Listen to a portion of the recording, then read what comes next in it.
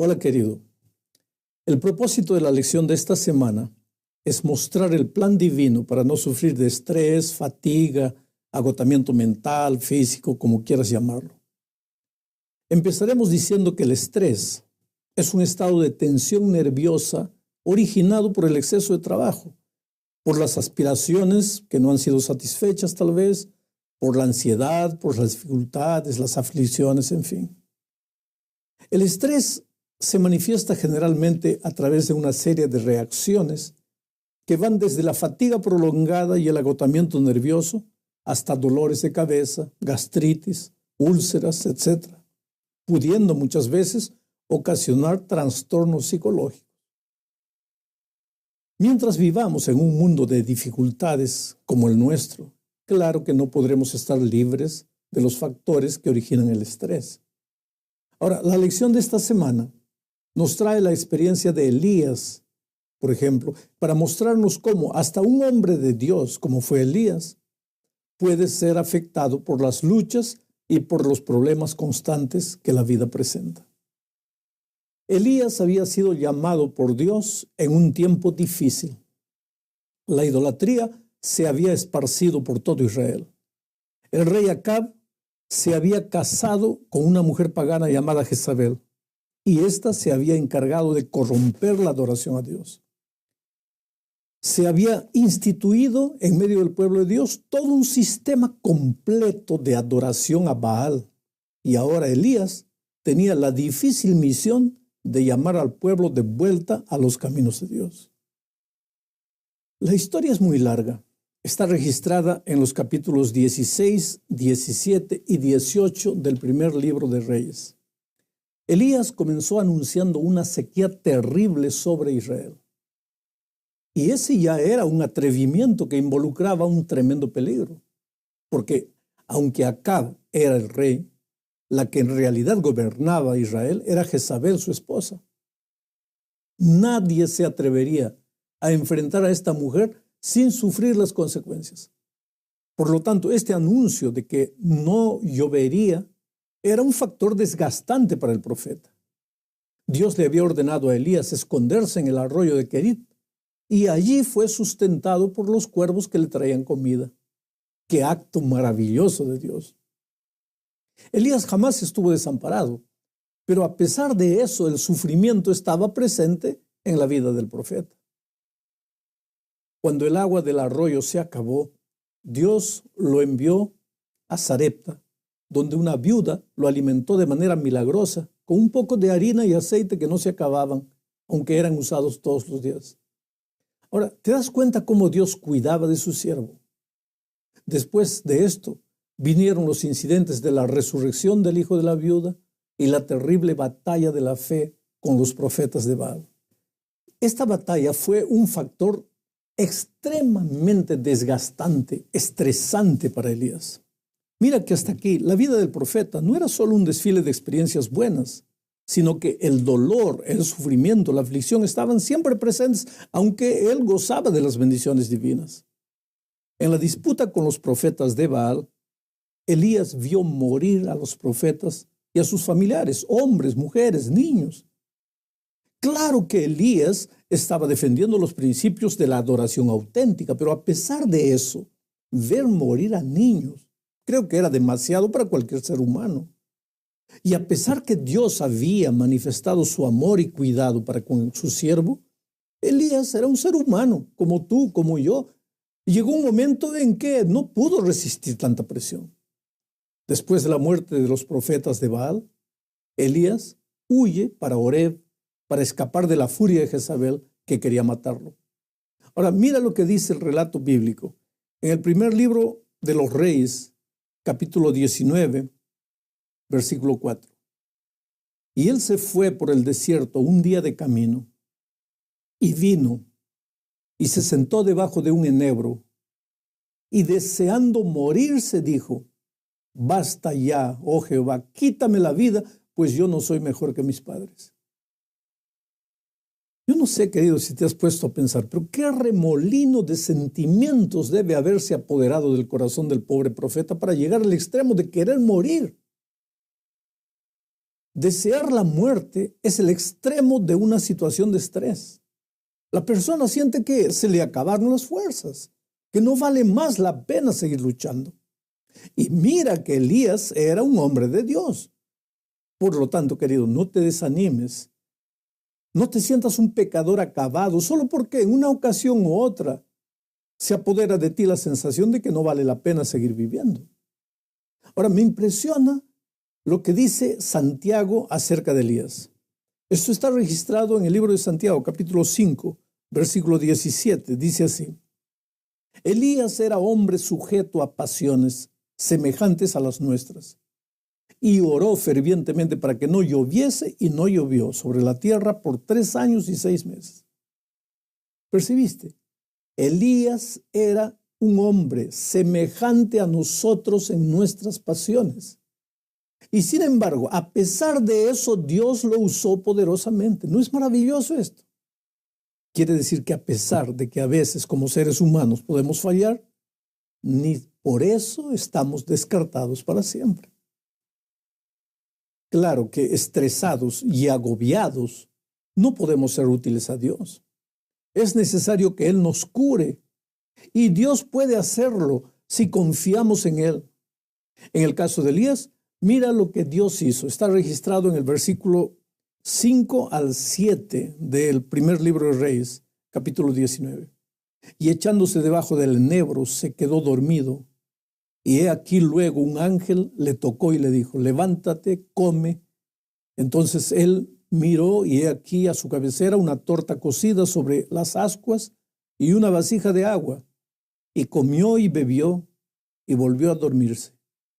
Y volviendo el ángel de Jehová la segunda vez, le tocó diciendo: levántate y come, porque el largo camino te espera. ¿Ves cómo Dios no desiste? Una y otra vez. Él está allí dispuesto a utilizarte a pesar de tus debilidades humanas. Pero hay algunas lecciones que necesitamos extraer de este incidente. ¿Por qué el ángel le trajo comida a Elías? Aquí es donde nosotros muchas veces fallamos, porque pensamos que solo la oración resuelve todo, o que la vida del ser humano, la vida del cristiano, es solo el aspecto espiritual de la vida.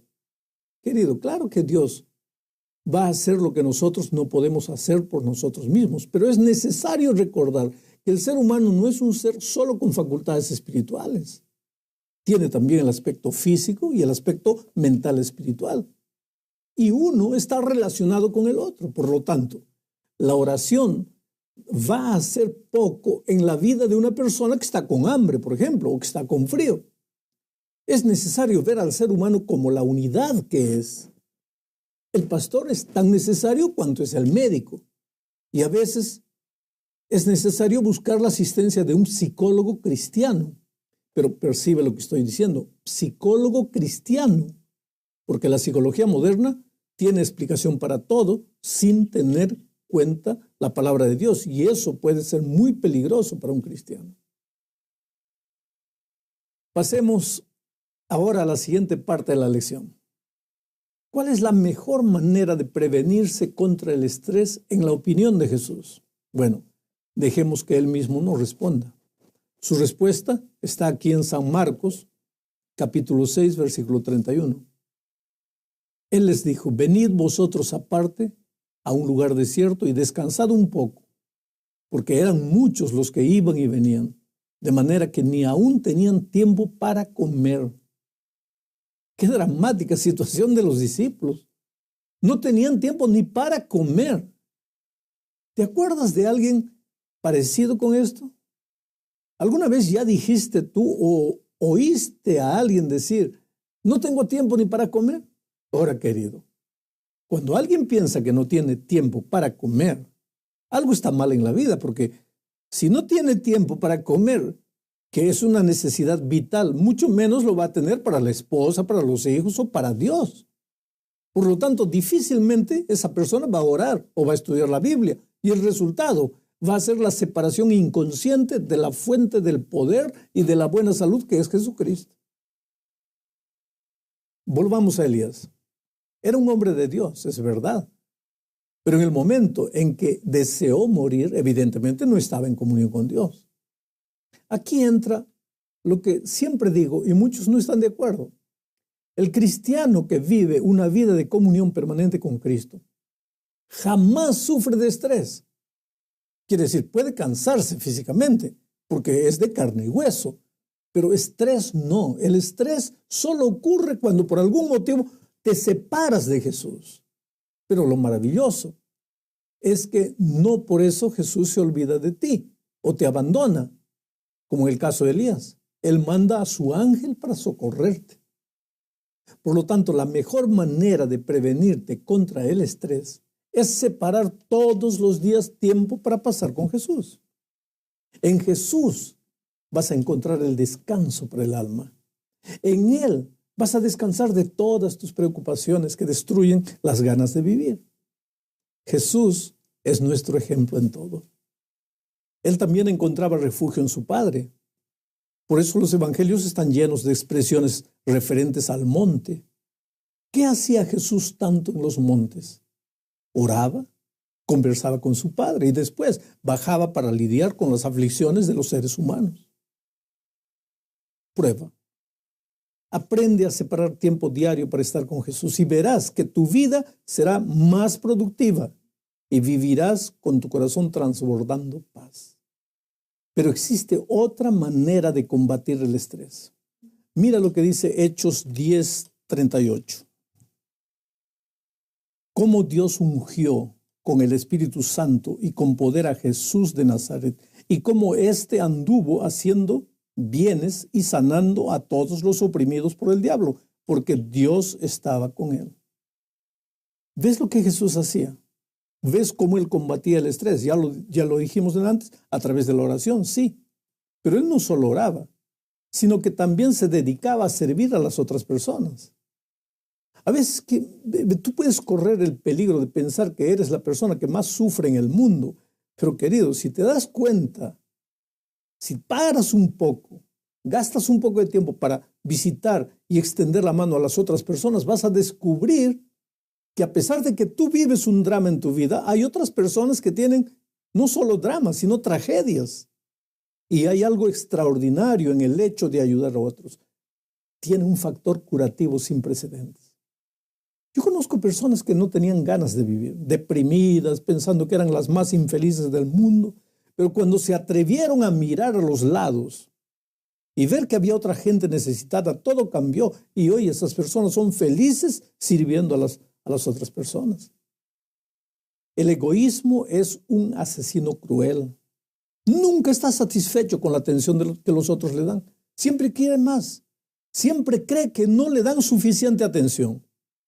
Pero el egoísmo es una fiera que no se satisface con nada y te hunde cada vez más y más en la depresión. Tú tienes un Dios poderoso. Tienes a tu lado personas maravillosas que te aman. Entonces, levanta los ojos al cielo y después a los lados y parte para la lucha porque la victoria está garantizada con Jesús. Y no te olvides de lo bueno que ha sido Dios contigo hasta este momento. Porque, querido, cuán rápida y fácilmente nos olvidamos de las bendiciones de Dios, especialmente cuando estamos cansados, agotados o atravesamos una situación desagradable o peligrosa, nos olvidamos de lo que Dios hizo en el pasado. Los israelitas en el desierto son el ejemplo clásico de este fenómeno. Ellos habían experimentado una gran liberación de la esclavitud de Egipto y estaban experimentando día tras día fenómenos increíbles. El maná, la columna de fuego de noche, la nube de día.